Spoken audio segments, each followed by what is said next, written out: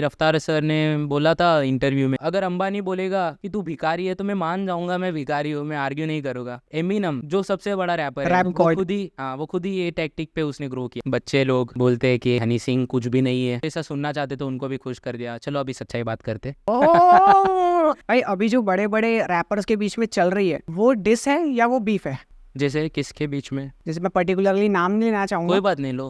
बीच में आपका एक गाना आया था, सिर्फ एक दिन के अंदर आपने उस गाने को प्राइवेट किया। टॉपिक ही ये चल रहा था कि रैप इंडियन हिप हॉप में कौन बड़ा है, तो मैं भी एक इंडियन हिप हॉप का हिस्सा हूँ। बाप रे, सिर्फ 22 आवर्स में 13,000 व्यूज। प्रेडिक्ट जहाँ तक मैंने किया था 5 दिन के अंदर ही अराउंड 1 लाख हो जाते हैं। मैं नहीं चाहता था कि मेरे को इसके वजह से पहचाने कोई। तेरी तरह कोई और 4-5 रैपर हो गए, एक पत्थर मांगते घर से बाहर 4 रैपर निकलते आजकल। पैसा नहीं हो ना, फिर भी जो सपने को जिंदा रखता है ना, वही ट्रू आर्टिस्ट है। हाय, स्पॉटिफाई पे स्ट्रीम्स पे पैसे मिलते हैं, हाँ, स्ट्रीम्स पे पैसे मिलते हैं। तो कितने स्ट्रीम पे कितना पैसा मिलता है? जहाँ तक मेरे को आए है ना भाई, किसी भी पॉइंट पे मुझे पूछोगे ना, सबसे टॉप पे कौन है रैपर इंडिया में? Divine. Divine. Are you a fan of Divine? Nice. आज के पॉडकास्ट के अंदर मैं लेवल भाई को इनवाइट करने वाला हूँ। लेवल भाई एक रैपर है जिन्होंने बहुत सारे ट्रैक्स में काम किया है।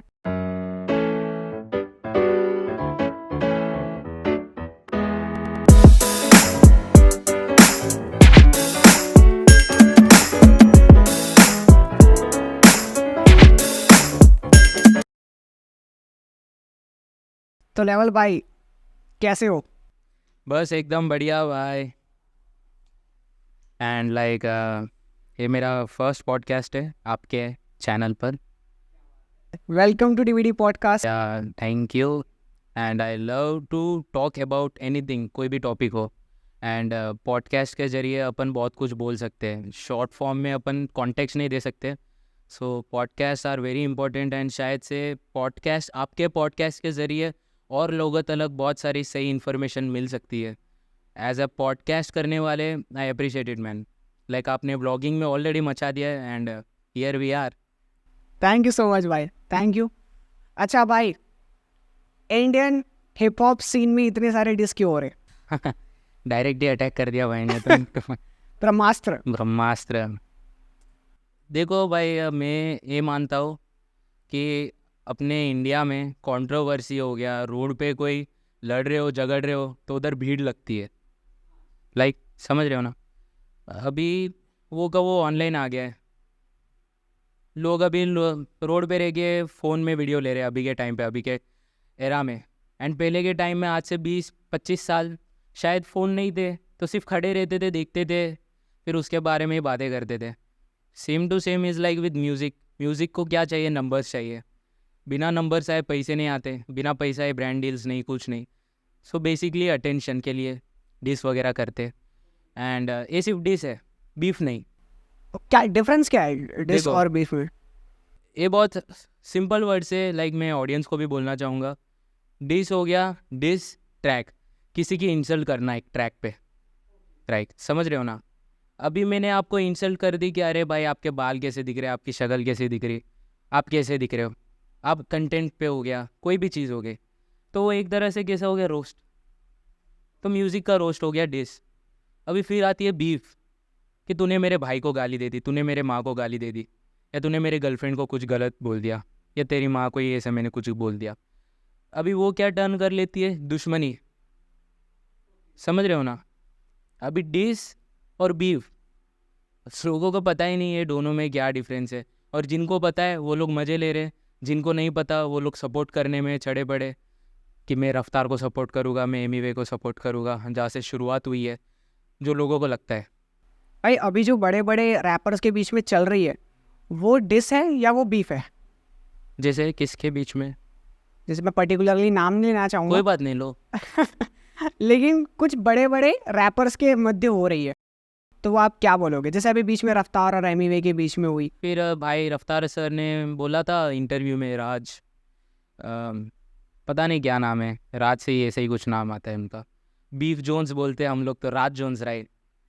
हाँ, सो राज जोन्स बोल के इंटरव्यू लेते हिप हॉप वगैरह सीन के। सो उन्होंने इंटरव्यू लिया था कुछ 5 साल पहले ही, और उनमें रफ्तार सर ने कुछ ऐसा बोल दिया था कि Emiway is not earning right now, कि एमिवे अब नहीं कमा रहा है। वहाँ से ये सब शुरू हुआ। हाँ, वहाँ से शुरू हुआ। अगर अंबानी बोलेगा कि तू भिखारी है तो मैं मान जाऊँगा, मैं भिखारी हूँ, मैं आर्ग्यू नहीं करूँगा। एमिनम जो सबसे बड़ा रैपर है, रैप वो गॉड। खुद ही, हाँ, वो खुद ही ये टैक्टिक पे उसने ग्रो किया है। तो अपन गलत सही अपन नहीं बोल सकते। ओके भाई, अंडरग्राउंड रैपर्स क्या सोचते हैं इनके बारे में? अंडरग्राउंड रैपर्स आप लाइक पार्ट रहे हो अंडरग्राउंड रैपिंग के, इसलिए मैं आपसे पूछ रहा हूँ। सो पहले तो मैं ये बोलना चाहूँगा कि अंडरग्राउंड रैपर मोस्टली रेस्पेक्ट नहीं करते मेन स्ट्रीम रैपर्स की। ओके। मेन स्ट्रीम रैपर में जैसे आ गया हनी सिंह, तो लोग, बच्चे लोग बोलते अभी अभी गाना रैप सुने, पता नहीं शायद एमिनम के गाने सुन के बोलते हैं कि ये तो रैप है ही नहीं, हनी सिंह कुछ भी नहीं है, हनी सिंह से बढ़िया मैं करता हूँ। लेकिन हनी सिंह गाने कैसे बनाता था सबको पता है, वो एरा के टाइम पे जो थे 2011 से लेके 15 तक, 14 लेजेंडरी एग्जैक्ट, सॉन्ग्स। हाँ, सब तगड़े थे। और सिंपल गाने बनाने में ज़्यादा मेहनत लगती है as compare to complicated songs. क्योंकि कॉम्प्लिकेटेड सॉन्ग्स अपन लिख सकते क्योंकि हम है अंडरग्राउंड रैपर्स, हम है कॉम्प्लिकेटेड, इसलिए हम कॉम्प्लिकेटेड रैप लिख सकते हैं, तो वो आसान हो गया। अभी मैं पार्टी के ऊपर गाने बनाऊँ तो मेरे से नहीं होगा, क्योंकि मैं की नहीं पार्टी। हाँ, मैं जाता ही नहीं पार्टी में, बुलाते पर। अभी मैं जो चीज़ करता नहीं वो चीज़ पे मैं कैसे लिखूँ गाने, तो वो हार्ड है मेरे लिए। और सुनते लोग सुनते, ऐसा नहीं सुनते, लोग सुनते हैं गाने, पार्टी वाले सुनते, क्लब में जाओगे तो सुनते, है ना। और कुछ अच्छे वाले क्लब वाले बैंगर सॉन्ग्स भी निकाले हनी सिंह ने, लुंगी डांस, सब कोई नाचता है उस पर, लेडीज़ हो गया, मेंस हो गए, लेडीज़ हो गए, बच्चे हो गए, सब नाचते उस गाने पे, झूम उठते। इट्स लाइक मुद्रा, मुद्रा होती है ना, लाइक उस तरह का म्यूज़िक के टोन्स रहते हैं, कुछ 427 ट्यून्स रहती है ऑल ओवर वर्ल्ड। सो हनी सिंह की एक बात कहना चाहूँगा, लाइक कि जब अर्थ रिवॉल्व करती रहती है ना, गोल गोल गोल, तब भी एक म्यूज़िक प्रोड्यूस होता है। लाइक समझ रहे हो, जिसके वजह से लाइफ एग्जिस्ट हो रही है। अभी आप हो, आप कुछ बात कर रहे हो, अरे भाई कैसा है, अरे भाई कैसा है, अरे भाई कैसा है, ऐसा नहीं बात करोगे। अरे लेवल भाई कैसे हो, आप मेरे पॉडकास्ट पे आए, आई लव्ड इट। सो मैं आपके पॉडकास्ट पे आया, आई लव्ड इट। तो एक रिदम है, आप चलोगे तो भी ऐसे ऐसे करके, ऐसे ऐसे नहीं चलोगे, ऐसे ऐसे ऐसे ऐसे। So everything is happening with rhythm, rhythm हर जगह है। And rap is rhythm and poetry. So हर कोई बात करता है तो हर कोई सिंगर है, क्योंकि हर किसी के पास म्यूज़िक है। म्यूज़िक इज़ एवरीवेयर, भले आपको म्यूज़िक की थियरी आती हो ना आती हो, लेकिन म्यूज़िक है। And music can control our brain, बहुत हद तक अपने को इन्फ्लुएंस करती है। सैड सॉन्ग्स, अरिजीत सिंह, बहुत इन्फ्लुएंस करते हुए। सुन के सैड हो जाते, फिर हेवी रॉक सॉन्ग सुन के एकदम एनर्जाइज हो जाते। सो कहीं ना कहीं अपने बॉडी को इन्फ्लुएंस करता, बॉडी की जो एनर्जी रहती है वाइब्रेट करती है अपने बॉडी को, लाइक वाइब्रेशंस जो भी रहते हैं उनको सक्रिय करती है। लाइक समझ लो, music is all about that. तो म्यूज़िक इज़ परे, रैप म्यूज़िक का एक पार्ट है, एंड म्यूज़िक परे। अच्छा, आजकल बहुत सारे रैपर्स हैं या सिंगर्स हैं, सिंगर्स रैपर बन रहे हैं, रैपर सिंगर्स बन रहे हैं, तो ये इस पे क्या बोलना चाहोगे आप? देखो, मैं तो मानता हूँ कि सिंगिंग करना हार्ड है एज़ कम्पेयर टू रैप, क्योंकि मैं सिंगर हूँ नहीं। यशराज, ओके, मेरा दोस्त है सिंगर, वो मेरे से हर बार आर्ग्यू करता रहता है कि सिंगिंग बढ़िया है, रैपिंग बढ़िया नहीं है। तो उसको भी खुश कर दिया, और जो ऐसा सुनना चाहते तो उनको भी खुश कर दिया। चलो अभी सच्चाई बात करते। ओह, ठीक है So ठीक है ठीक है, देखो, हाँ। म्यूज़िक क्या हो गया कि पर्टिकुलर एक स्टूडियो में बैठे वो लोग, ठीक है, स्टूडियो में कोई कंपोज कर रहा है, पहले की बात कर रहा हूँ बॉलीवुड के, एक गाने के ऊपर कुछ 12 लोग काम करते थे, 3-4 composer, 3-4 music producer, 3-4 vocalist, 3-4 mix engineer, तो गाना तो ऑब्वियस बढ़िया ही आएगा, राइट। और सिंगिंग की बात की जाए, कितनी बार टेक्स लेते हैं वो लोग, बहुत बार टेक्स लेते हैं, आपको पता नहीं होगा। लेकिन अब स्टूडियो में एक बार वर्क करेंगे किसी रैपर या सिंगर हो गया उनके साथ, तो ऑब्वियस है बहुत ज़्यादा टेक्स लेते वो लोग, तब जाके कहीं परफेक्ट वोकल्स आती है। एंड वो उनका परफेक्ट चीज़ होती है जो वो लोग क्राफ्ट करते, जो कि बढ़िया बात है। लेकिन रैप कैसा हो गया, रॉ, स्टेज पे भी गा दिया, तो जो गाया वही गाया, मेरे दिल में जो था वो मैंने गा दिया, मैंने लिखा, मैंने रॉ फुली जैसा था वैसे मैंने परोस दिया। लोगों को पसंद आए ना आए, हम गाएंगे, हम रैप करेंगे। और दोनों में डिफरेंस तो मैं तो यही मानता हूँ कि अगर कोई यंग है तो अभी रॉ रैप की तरह ज़्यादा अट्रैक्ट हो रहा है ना, क्योंकि वो रॉ है, वो कनेक्ट कर पाता है कहीं ना कहीं। और म्यूज़िक के अंदर ही है दोनों चीज़ें। लाइक कोई रैप को कंपोज, आई गेस कंपोज जो मैटर करता है वो सिंगिंग रैप नहीं देखता। कंपोजिशन इज़ मेन इंपॉर्टेंट चीज़। कहाँ पे कैसे सुर लगा रहे हो, कौन से वर्ड कौन सा कैसा राइम कर रहे हो, तो वो मैटर करता है भाई। मैं इस चीज़ पे ज़्यादा बोल के किसी को हर्ट नहीं करना चाहता, आई एम सॉरी अगर कोई हर्ट हो तो भी, लेकिन दोनों अपनी अपनी जगह सही है। और अगर कोई बोलना चाहता है मेरे से एज ए रैपर, है ना, मैं म्यूज़िक भी प्रोड्यूस करता हूँ, तो मैं एज ए म्यूज़िक प्रोड्यूसर बोलूँगा, है ना। तो कोई रैपर आता है ना तो उसके अंदर वो एक एनर्जी रहती है, वो तो आज तो मैं तोड़ के ही रहूँगा, आज मैं तो फोड़ दूंगा, अभी तो मैं ऐसे रैप करूँगा, फुल एनर्जी। तो अभी कोई सैड है, समझ रहे हो, कोई सैड है तो वो गाना सुनेगा, खुश हो जाएगा बेचारा, लाइक समझ रहे हो ना। और सिंगिंग कैसे हो गया, मेलोडी हो गया, उसको कूल तो करेगी लेकिन शायद किसी को एनर्जी चाहिए हो। दो अलग चीज़ है, दोनों को कंबाइन करके चलो। मैं तो बोलता हूँ कि एक सिंगर को रखो, एक रैपर भी रखो, एक गाना बनाओ, मस्त बनाओ और चार्ट्स क्रॉस करे, फोड़ दे चार्ट्स बस। क्या बात है। जो अभी इंटरनेशनली बहुत ज़्यादा चल रहा है कि रैपर्स एंड सिंगर्स दोनों कोलैबोरेट कर रहे हैं और एक अच्छा म्यूज़िक ट्रैक बन रहा है, अच्छी अच्छी एल्बम्स बन रही है, और अभी इंडिया में भी ये कल्चर फॉलो हो रहा है धीरे धीरे करके।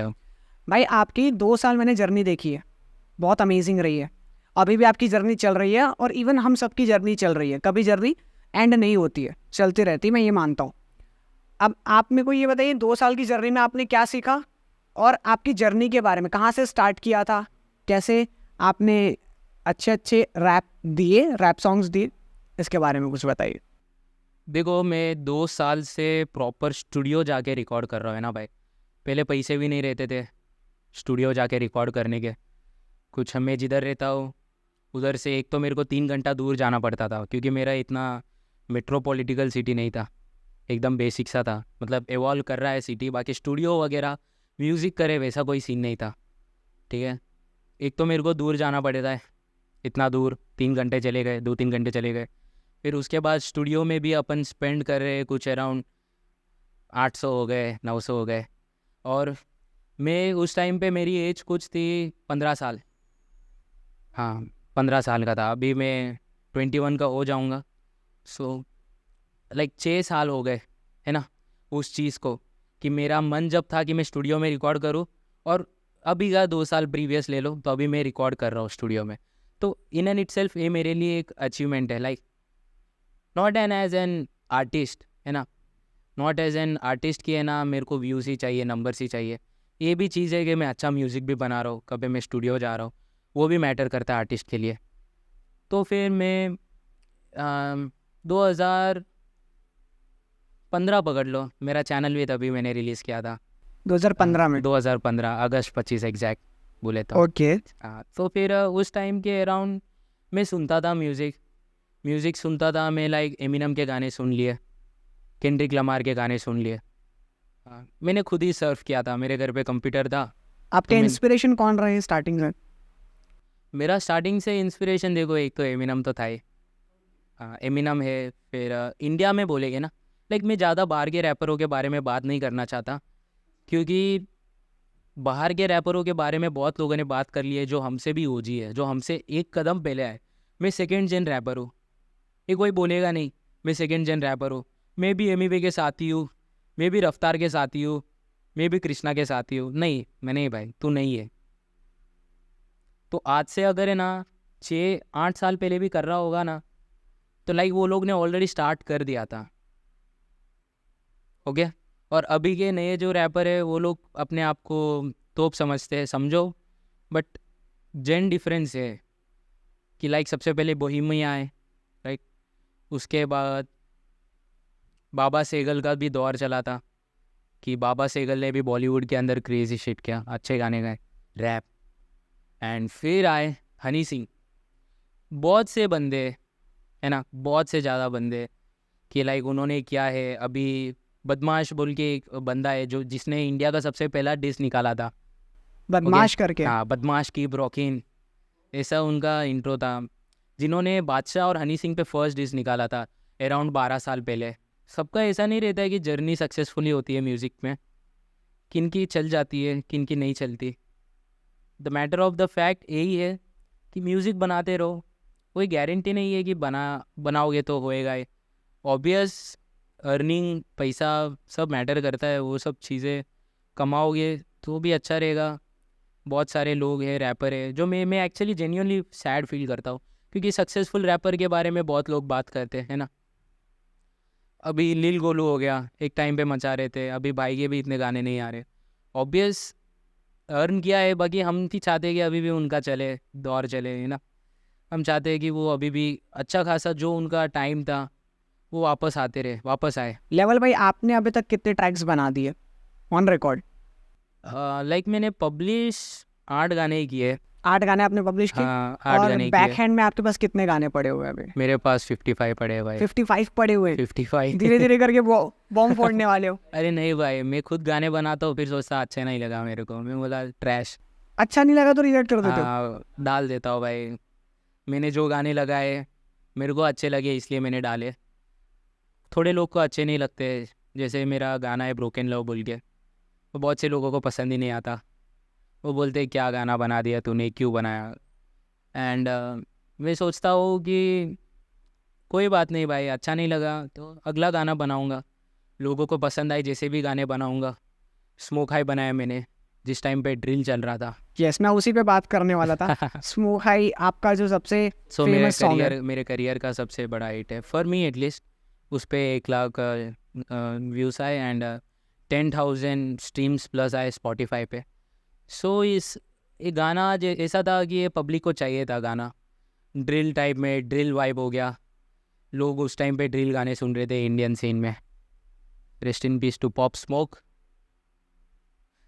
बट पॉप स्मोक ने जब शुरुआत किया था उधर से पॉपुलर हुआ था ड्रिल, और उधर से हम इंस्पायर हुए ड्रिल गाने के लिए। एटलीस्ट ड्रिल गाने उधर से हम लोग ने सुने, फिर हम लोग ने उनका इंस्पिरेशन लेने की कोशिश किया। ड्रिल गाना कभी इंडिया का था ही नहीं। ड्रिल गाना मतलब क्या? ड्रिल गाना मतलब ऐसा पकड़ लो कि फास्ट गाना है, फिर ठा ठा स्नेर्स हो गया, फिर हेवी बेस हो गया, zoom zoom zoom zoom, left right. रफ्तार भाई का एक बीच में गाना था, बहुत ज़्यादा फास्ट था, वैसा कुछ? हाँ, भाई का बहुत सारे गाने आए, कृष्णा भाई के साथ भी आया है, बहुत सारे गाने। लाइक ड्रिल कल्चर को कौन फॉलो कर रहा है मेन स्ट्रीम में अभी इंडिया में? हे, नाइस क्वेश्चन। अभी के टाइम पे मैं मानता हूँ सबसे ज़्यादा जिसने ड्रिल गाने निकाले हैं तो वो विजय डी के। And he has a interesting back story. Like भाई पहले डिवाइन को सुनते थे, बोलते भी है गाने में, डिवाइन एंड नेजी भी बोलते थे भाई। फिर भाई ने गाने उनकी तरह निकाले, फिर भाई ने MC स्टैन के गाने सुने। I guess, I don't know, roots, I guess Indian hip hop के जो रूट्स है वो रफ्तार है ना, मेरा पर्सनल ओपिनियन है। रफ्तार हो गया, फिर एमीवे हो गया, डिवाइन हो गया। डिवाइन बहुत ज़्यादा हद तक इन्फ्लुएंस, एक रहता है कि रैप कर रहा है और एक ये तो इन्फ्लुएंस कर रहा है। सो उसने हनी सिंह के जैसे इन्फ्लुएंस किया है कि लोग मैं ना मुंबई में, लिटरली मुंबई से लेके दिल्ली तक सब लोग इन्फ्लुएंस हो रहे हैं कि ये रैप है। समझ रहा है भाई, एक रैप एक चीज़ है। मेरे गली में, मेरे गली में, ऐसा गाना गा रहे थे वो लोग लाइक लिटरली ब्रो। अभी भी किसी भी पॉइंट पे मुझे पूछोगे ना कि अब इस पॉइंट पे एट दिस एग्जैक्ट मोमेंट सबसे टॉप पे कौन है रैपर इंडिया में, Divine. Are you a fan of Divine? Nice, for some personal reasons. देखो भाई, आर्ट एक जगह है and as a human character एक जगह है। उन्होंने मेरे दोस्तों के साथ गारंटी किया था साइफर करेंगे। मेरा बैकग्राउंड एक्चुअली मैं आपको आगे बताता हूँ मेरा बैकग्राउंड कैसा रहा है, मेरा इन्फ्लुएंस कैसा रहा है, मैं म्यूज़िक क्यों स्टार्ट किया है, मैंने रैप क्यों किया है। एज ए ह्यूमन अगर मेरे को कोई पसंद है तो वो है रफ्तार। अच्छा, अभी आपने अपने बैकग्राउंड के बारे में बात की, अब मैं आपसे एग्जैक्ट वही पूछना चाहता हूँ कि अब आप ऑडियंस को अपना बैकग्राउंड बताओ। श्योर। मैं देखो, मेरा जन्म गुजरात में ही हुआ है, अहमदाबाद में। मेरे पापा इधर ही वर्क करते थे, गोल्ड का वर्क था उनका, गोल्ड स्मिथ थे। So due to some reasons and better job opportunity, मतलब जहाँ धंधा चले वहाँ अपन चले गया, तो फिर साउथ में हमें शिफ्ट होना पड़ा हैदराबाद, एग्जैक्ट बोले तो करीमनगर। बहुत लोगों को पता नहीं है करीमनगर किधर है, छोटा सा शहर है, अभी तो बड़ा अच्छा खासा बन रहा है, ग्रो कर रहा है, स्मार्ट सिटी। सो हम उधर शिफ्ट हुए। सो मेरा बचपन ऑब्वियस, मैं कुछ 6 महीने का था तभी मैं शिफ्ट हो गया हैदराबाद। उधर का कल्चर मेरे को बहुत इन्फ्लुएंस किया कि सबके साथ हम्बल रहो, हम्बली रहो एंड सबकी रिस्पेक्ट करो। बहुत चीज़ें सीखे, बहुत सारी चीज़ें जो मैंने सीखी है साउथ में, करीमनगर में रह गया एग्जैक्ट बोले तो।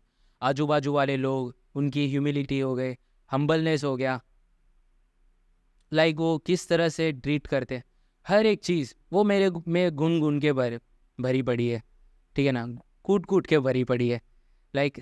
तो उधर से मेरा इन्फ्लुएंस पहले स्टार्ट हुआ कि भले कुछ भी हो जाए लाइफ में, सबको रेस्पेक्टफुली बात करो, सबका अच्छा सोचो, है ना। सो फिर मेरा वो स्टार्ट हुआ। फिर मैं कुछ 6-7 साल का था, तब तक मेरे को पता ही नहीं था मेरा कोई रिलेटिव भी है, मेरा कोई कज़िन भी है। तो मैं फ़र्स्ट टाइम मेरे कज़िन से मिला जो दमन में रहता है, मेरा बुआ का लड़का। तो उस भाई ने मेरे को सबसे पहले गाना सुनाया था एमिनम का गाना सुनाया। मैं बोला कि अरे भाई ये तो क्रेज़ी शिट है, मैं तो सुनना चाहूँगा ये सब चीज़ों को, मेरे को दे भाई ये गाना दे। मैं गाना सुनते सुनते मैं लिखने लग गया। मोबाइल था वो माइक्रोमैक्स का, छोटा सा रहता है ना वाइट कलर का, हाँ, तो फिर उसमें मैं गाने सुनता था। माइक्रोमैक्स चैम्प या सैमसंग चैम्प ऐसा ही कुछ नाम था। सो लाइक मैं सुनता था, मैं गाने लिखता था, रैप गॉड हो गया, फिर मैं आई एम स्लिम शेडी हो गया, वही बेसिक गाने हैं। मैं मानता हूँ कि ब्रो जितने भी इंडियन के रैपर्स हैं उन्होंने सबसे पहले एमिनम के गाने सुने होंगे, क्योंकि जब से ज़्यादा पॉपुलर एमिनम ही थे, है ना। सो फिर मैंने एमिनम के गाने सुने, फिर मैं सोचा कि हाँ ठीक है, लिखता था उनके ऊपर, मैं वापस गाना गाता था टाइम पास के लिए। मेरे को कोई शौक़ नहीं था उस टाइम पे भी रैप करने का।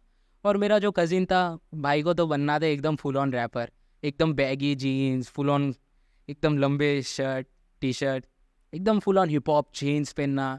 वो एक आती थी ना हिप हॉप कैप बोल के, इधर से चौड़ी रहती थी थोड़ी सी, वो ऐसे पहनना। फिर हनी सिंह कट, उस टाइम पे हनी सिंह चलता था, सुनते एमिनम को थे, कटिंग करवाते थे हनी सिंह जैसी।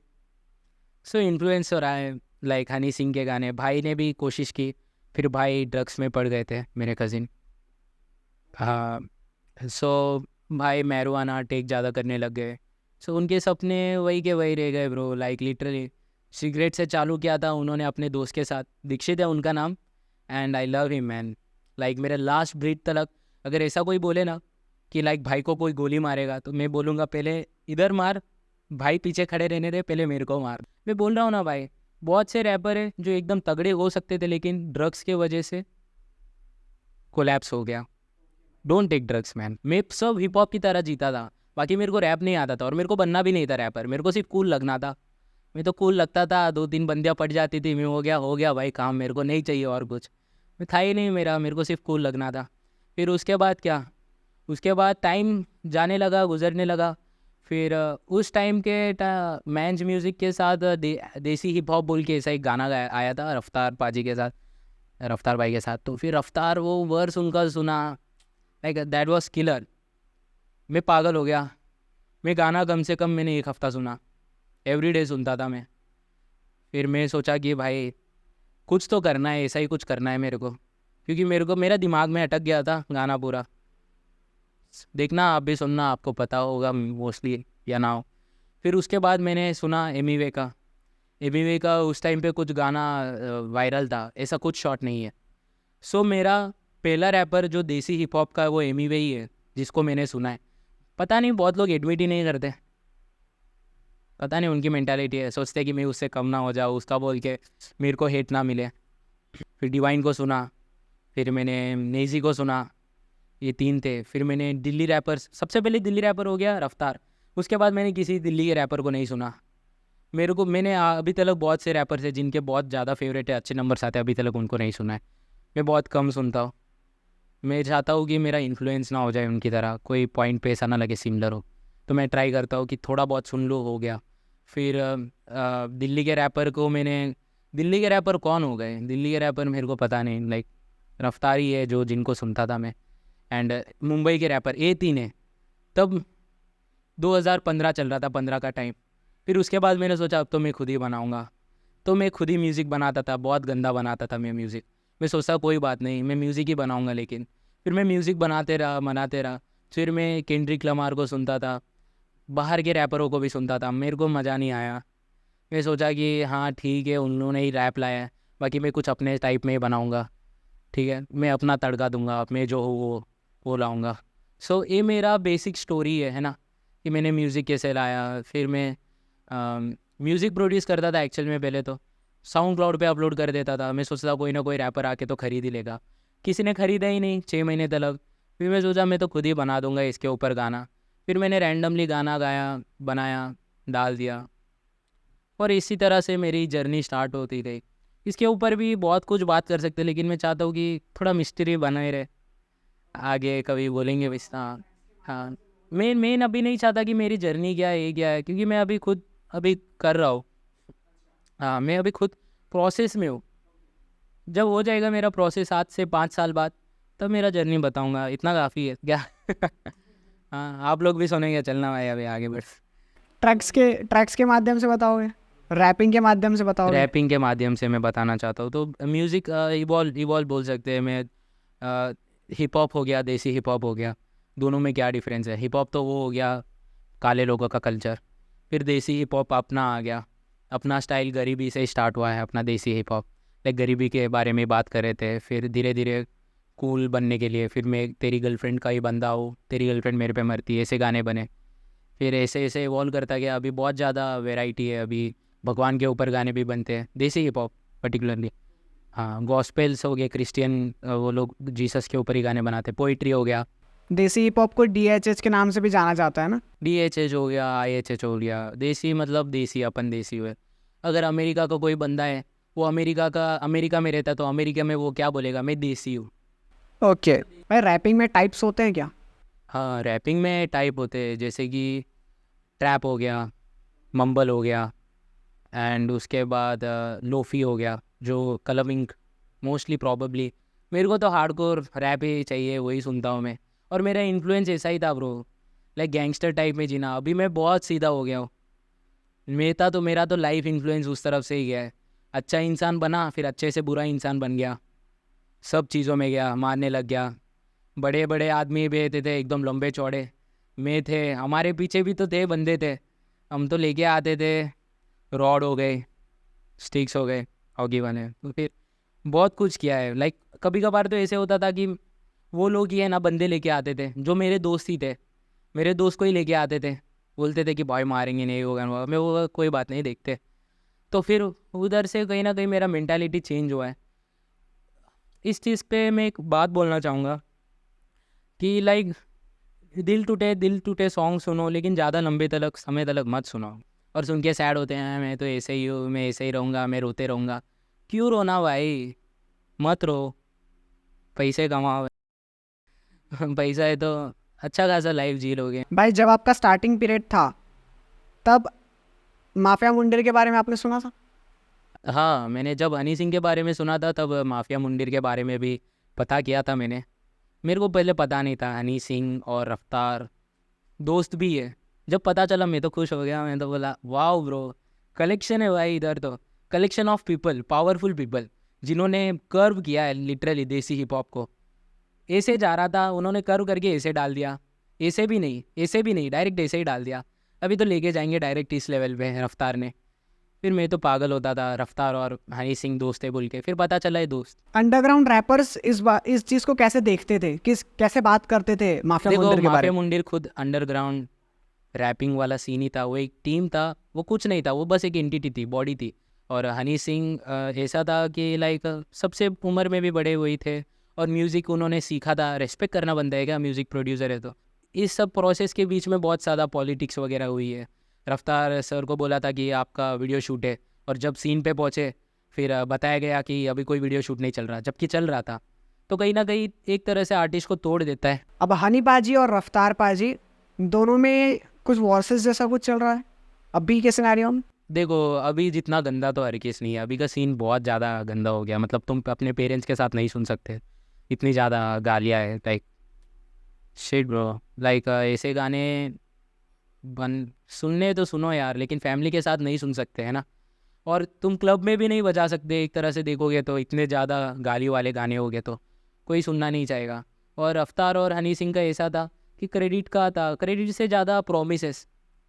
कि अब अभी आप विशाल भाई, आप मुझे बोलोगे कि मैं तेरे को प्रॉमिस करता हूँ तू मेरे पॉडकास्ट में आएगा, फिर मैं बोला अरे वाह thank you bro, it means a lot, जो कि है ना bro, as an artist, underground artist evolve जो कर रहा है।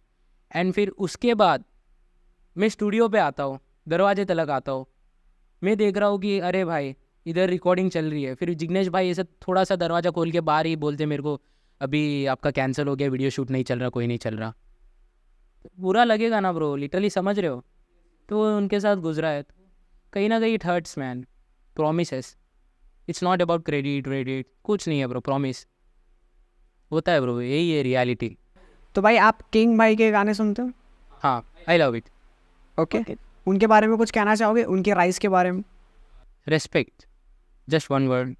क्यों? अपन ने बात किया था रैपिंग कि कैसे करते हैं, क्या है कंपोजिशन, क्या है दोनों में डिफरेंस। तो मैं मानता हूँ कि ब्रो रैपर है, लिरिसिस्ट है, बन सकता है, ट्राई करे तो आप भी बन सकते हो लिरिसिस्ट, रैपर।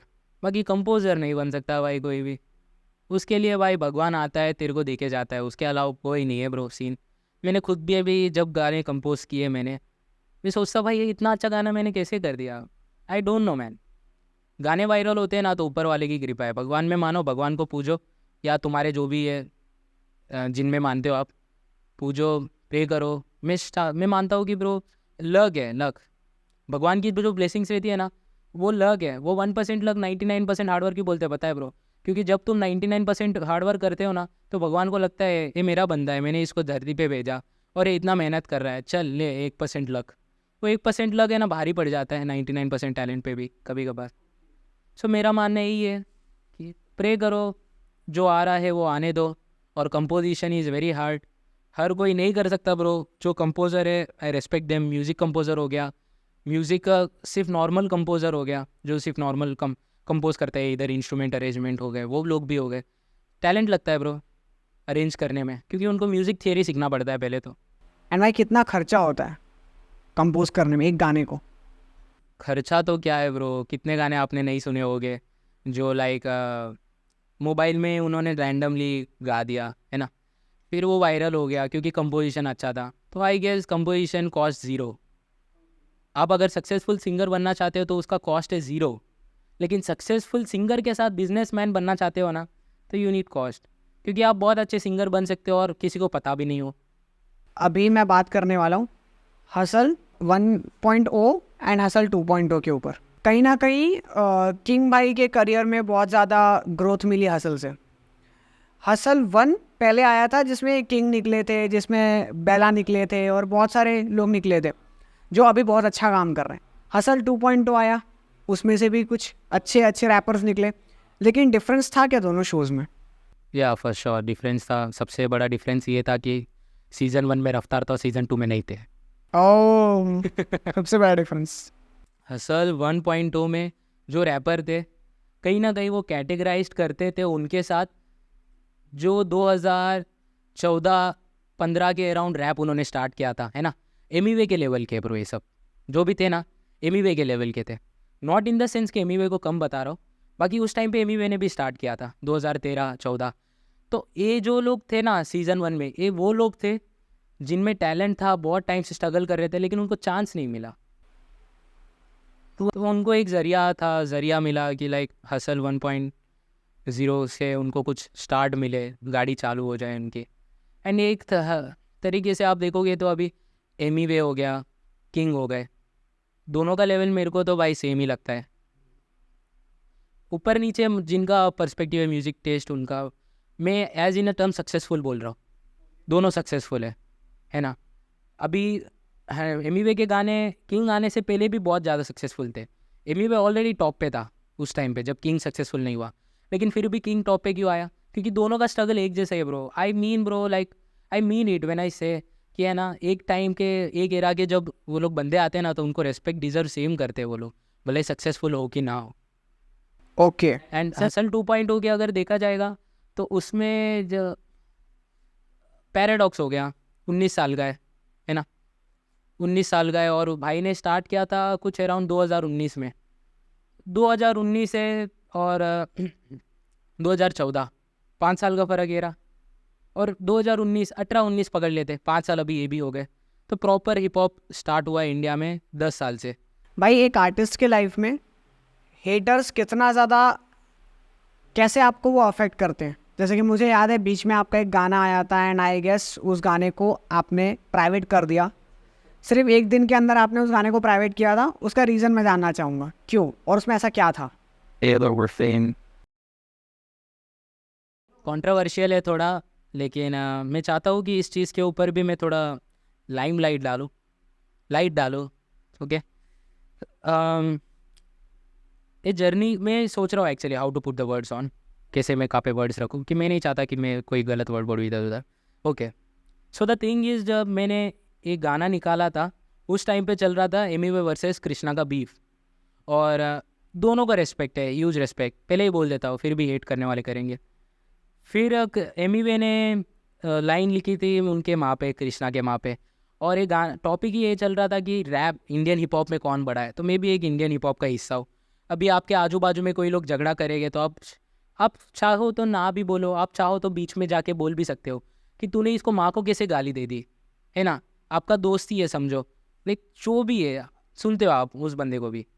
अभी आपका पड़ोस वाला आके उनको मार रहा है, माँ की गाली दे रहा है, तो कहीं ना कहीं आपका कर्तव्य होता है ना कि आप कुछ जाके बोलो, भले कोई भी हो, बड़े हो छोटे हो, कि माँ की गाली कैसे दे दिया। तो वो एक पॉइंट एमिवे का मेरे को अच्छा नहीं लगा था उस टाइम पे, बट दोनों का पर्सपेक्टिव है।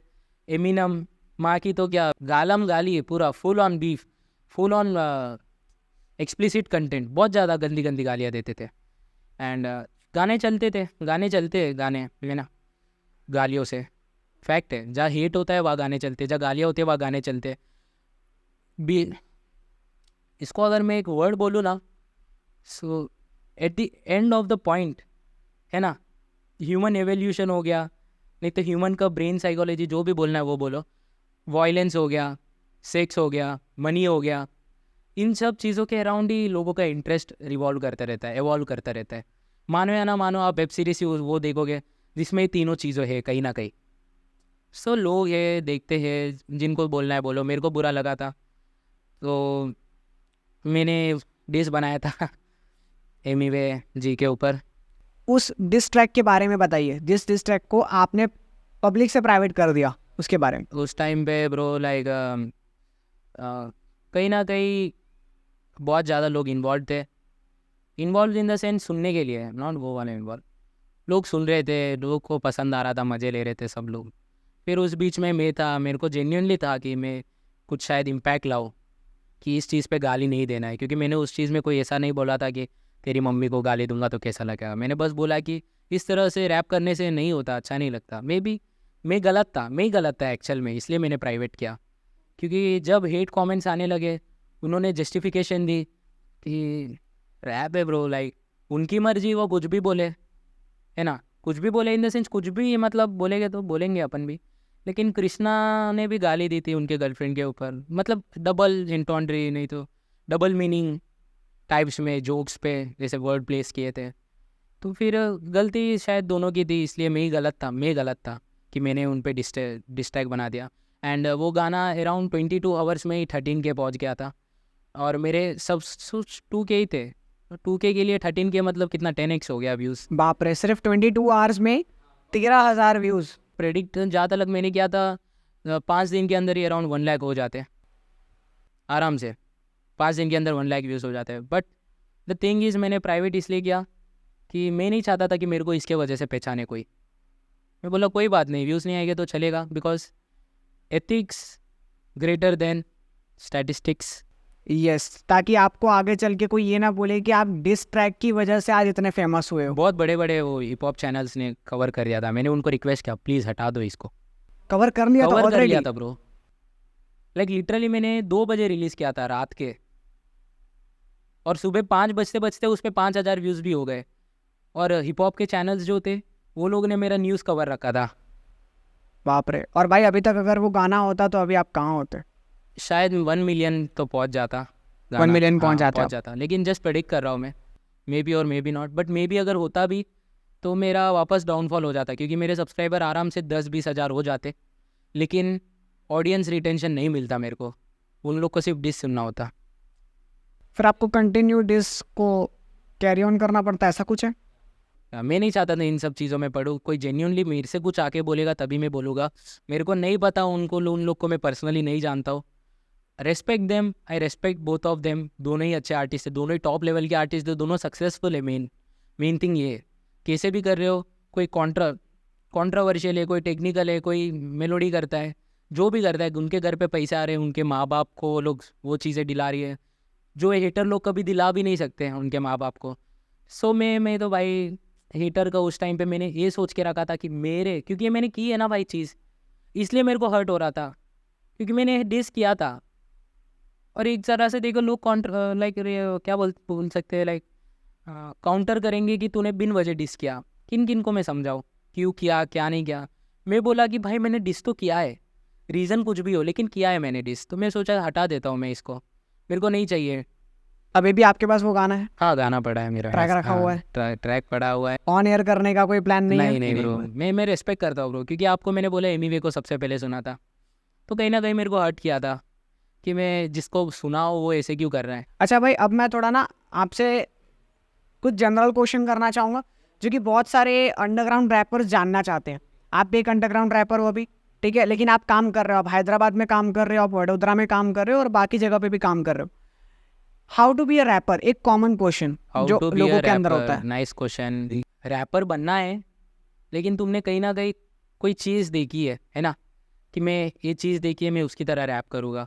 गैंगस्टर रैप देखा तो तुम्हें गैंगस्टर बनने का मन करेगा, एकदम हार्डकोर सुना लिया तो सब पार। मेलोडी वाले सुने तो लवर बन जाओगे तुम, है ना। तो तुम्हें बनना कैसे वही डिपेंड करता है कि तुम सुन क्या रहे हो। तुम्हें गैंगस्टर टाइप सुनना पसंद है तो तुम शायद गैंगस्टर टाइप रैपर हो, ओके, क्योंकि तुम सुनना ही वही चाहते हो, तो तुम शायद बनाना भी चाहते हो। मे बी मेरी थियरी है, maybe I am wrong, और may does it even make sense? Is it making sense? या इट इज। सो मेरा तो यही मानना है कि कोई एकदम ज़्यादा कोई भी चीज़ सुन रहा है ना, ही कैन ट्राई। मैं ऐसा नहीं बोलूँगा कि लाइक तुम पहले बीट सुनो, कैसे लिखने का वो मैं कुछ प्रोसेस बोलना नहीं चाहता हूँ, क्योंकि अगर तुम्हारे अंदर होगा तो तुम बन ही जाओगे, वो ऑटोमेटिकली आ जाएगा। हाँ। वो फोर्सफुल वाला रैपर ज़्यादा नहीं दिखता, जितने भी बड़े बड़े रैपर से वो एक पर्सोना मेंटेन करते हैं, जैसे एमिनेम जैसा पर्सोना मेंटेन किया था एक दूसरे साथ। उनके पापा ने बोला था कि लाइक ऐसा नहीं चल पाएगा, इंग्लिश में गाएगा तो नहीं चलेगा, तो उन्होंने हिंदी में ट्राई किया, वो भी टपोरी भाषा, और गाने हिट पे हिट हुए। तो मैं भी अपना खुद को रिसर्च करो, अपने बारे में जानो। अब भाई बहुत सारे रैपर्स का ये प्रश्न होता है कि वो मोनेटाइज कैसे करे खुद को। अब बहुत सारे रैपर्स हैं जिनके पास पैसे नहीं है, लेकिन उनको वीडियोस बनाने हैं, उनको उस लेवल का काम करना है, बट पैसा नहीं हो ना, फिर भी जो सपने को जिंदा रखता है ना, वही ट्रू आर्टिस्ट है।